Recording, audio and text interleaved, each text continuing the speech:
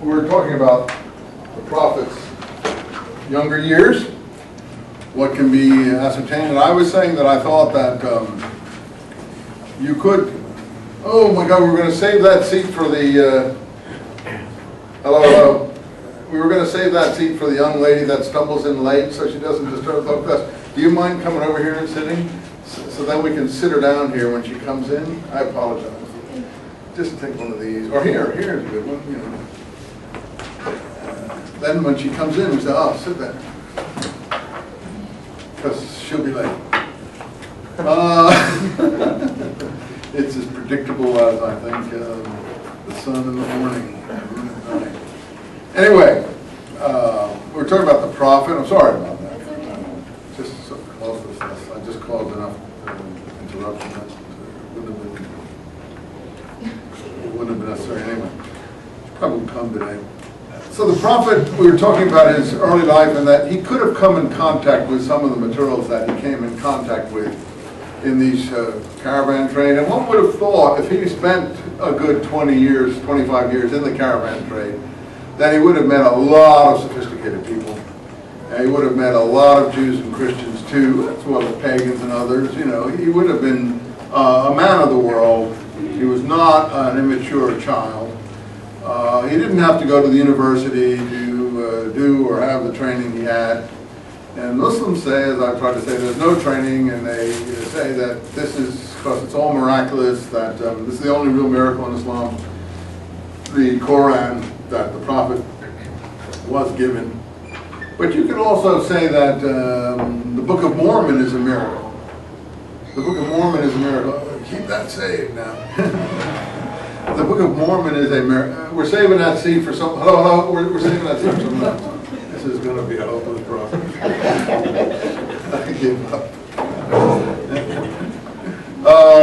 For no reason, probably. We can say the Book of Mormon is a miraculous book too. That what was the guy that got the name of this book? What was he called? Joseph Smith, the Book of Moroni.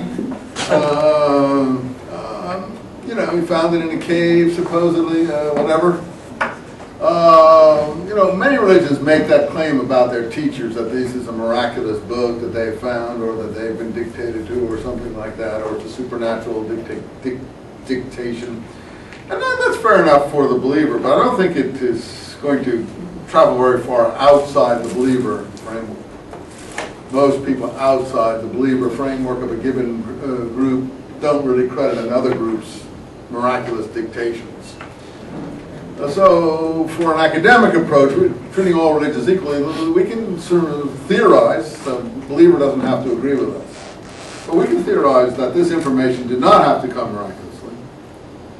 I am not personally a believer in miracles, I told you that. Long ago, I felt miracles are not the stuff of what a modern university should deal with, because, as I told you, modern university deals with cause and effect, nature of reality that can be observed, since miracles are an interruption in the natural process of cause and effect and are not, in effect, measurable. Therefore, they're without the realm of a modern academic university. They're better dealt with in churches, mosques, synagogues, and other religious institutions.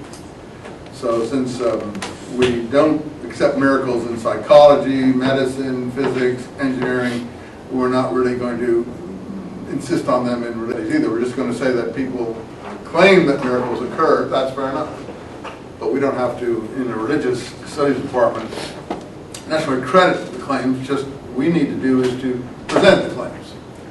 Okay, having presented the claim, on the other side of the ledger, one can understand how this came to be. And as I said, one can also accept the claim that he was not highly trained intellectually at a university. One can say that he was not, the Muslims put this in terms, he could not read or write. Again, I said that I'm not sure that he couldn't read or write in an elemental way, but he didn't need to read or write to do what we have here.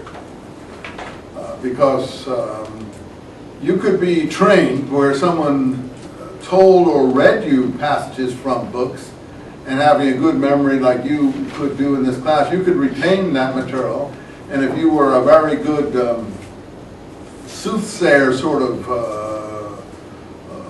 wordsmith, what we call a poet. The reason I don't call him a poet is because Muslims do not like to call him a poet.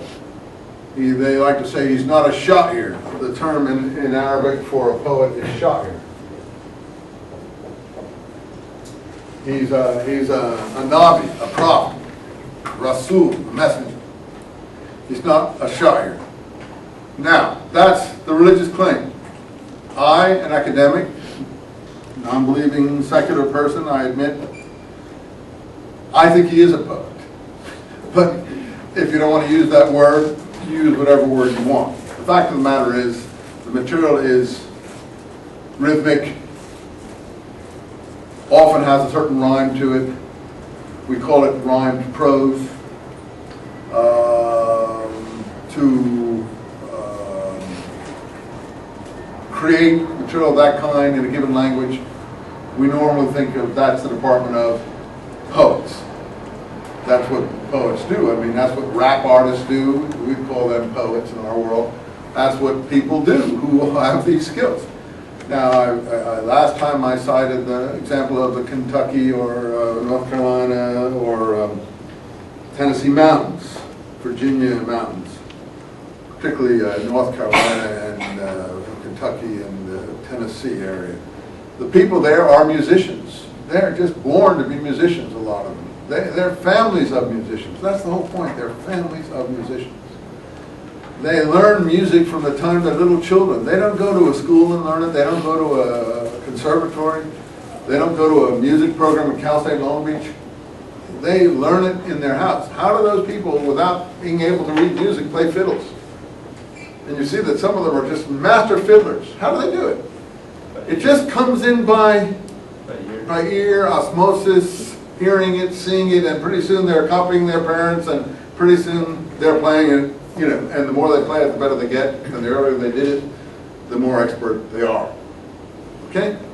Well, the same with, if you're born into a family of people who had mastery of this sort of activity over a long period of time, over generations, soothsayers, let's call them. The Arabic word for soothsayer is actually the same word as the Hebrew word for priest.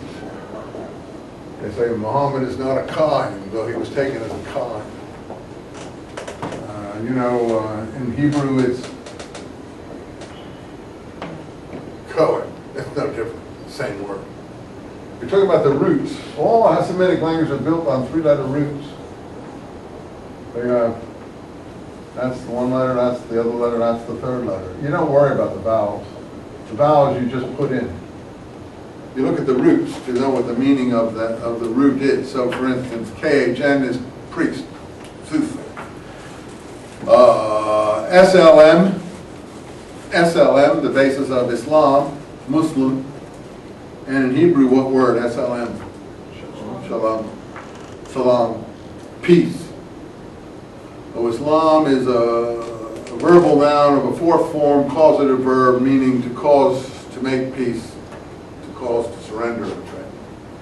So it's the causing of someone to be at peace with you, to surrender to you.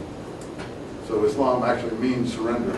But you can figure out what the word means just by looking at the consonants and the way the vowels are put in. They indicate action, verbal noun, or some other form. And if you know the forms of the grammar, you can figure it out. The same in all Semitic languages, Arabic, Hebrew, Aramaic, all of them.